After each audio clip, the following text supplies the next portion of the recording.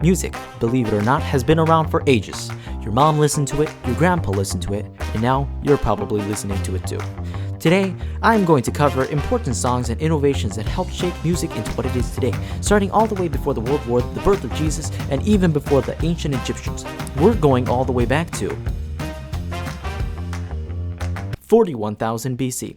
Though of course we cannot know for sure, this is the earliest evidence there has been of music in the ancient world. A fragment of a flute was excavated from a cave in Slovenia named Devjababe, which was found to have been made a good 43,000 years ago. The flute was made of cave bear femur, though some scholars still debate on whether this really was a work of music or something else completely. What we do know for sure is the first ever recorded song.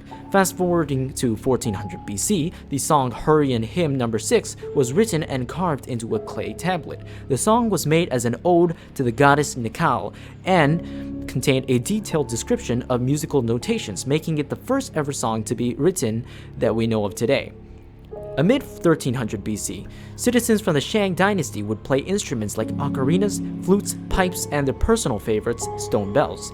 These instruments were used in a multitude of ways. Some used it to rid evil spirits and protect themselves from supernatural forces, while some used it to attract birds for dinner. And most important of all, sacrifices.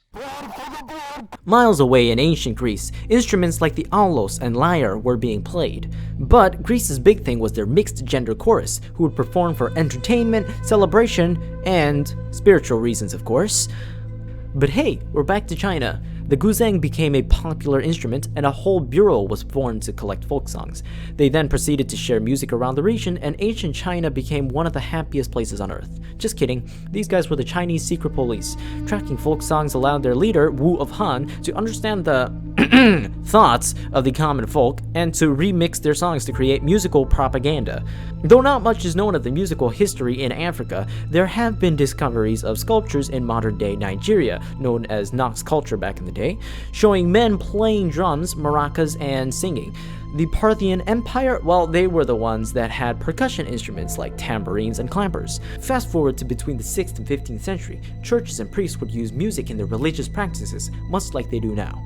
Missionaries being missionaries went around convincing everyone to join in on the fun, but they didn't have any way to write down the religious music for everyone to learn. So a couple Christian monks put their heads together and created musical notation, something that many had attempted prior but failed to accomplish. They borrowed their notes from Guido d'Arezzo, an Italian Benedictine monk who recorded 7 notes based on a hymn to Saint John the Baptist: ut, re, mi, fa, sol, la, si. Yes, the same notes that we use today. In fact, the musical notation that they created has remained mostly untouched for all these years, except for ut. Cause who want to pronounce ut? If you hadn't noticed, a lot of the instruments we love in modern day largely resemble what the ancient people invented thousands of years ago, but we're still missing some of the majors. Violin, 16th century Italy. Piano, 1700, also in Italy. And how could we do a music history video without mentioning classical music? Classical music is from the classical area. Dudes like Gluck, Haydn, Salieri, Mozart, Beethoven, and Schubert all made music during this time period. Them and European music in general were heavily inspired by the dank singles the previously mentioned Christians were rolling out. Classical music is still a staple for musicians today, and even the least musically inclined have at least heard of Beethoven or Mozart.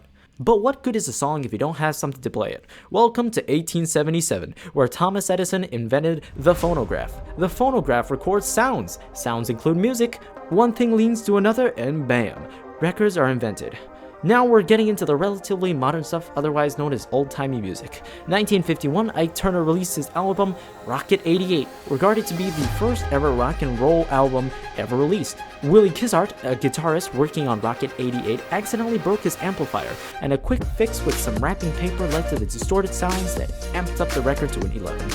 1960. Know this guy? His name is Phil Spector. He was a great producer, and he definitely wasn't convicted of second-degree murder. He worked closely with bands like the Beatles and revolutionized sound to make any song sound amazing.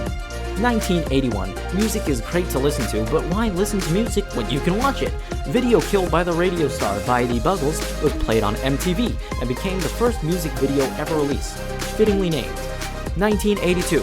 Back in my day, we used to put CDs in our Wii's to boot up Mario Kart. Before that, people used to use CDs to store and listen to music.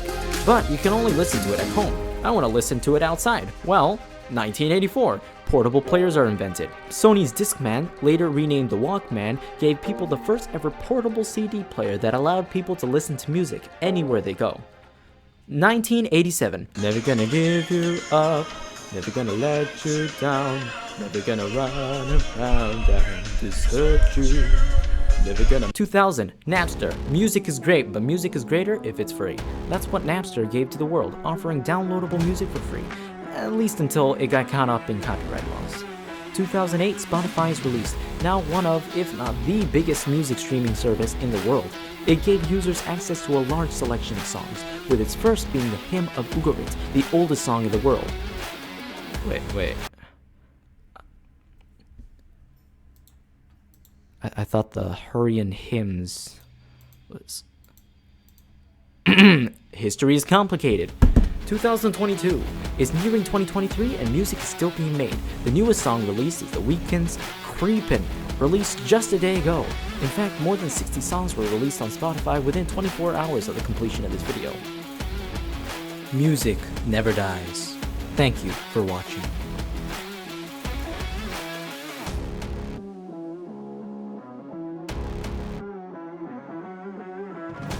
Wait, play back too far.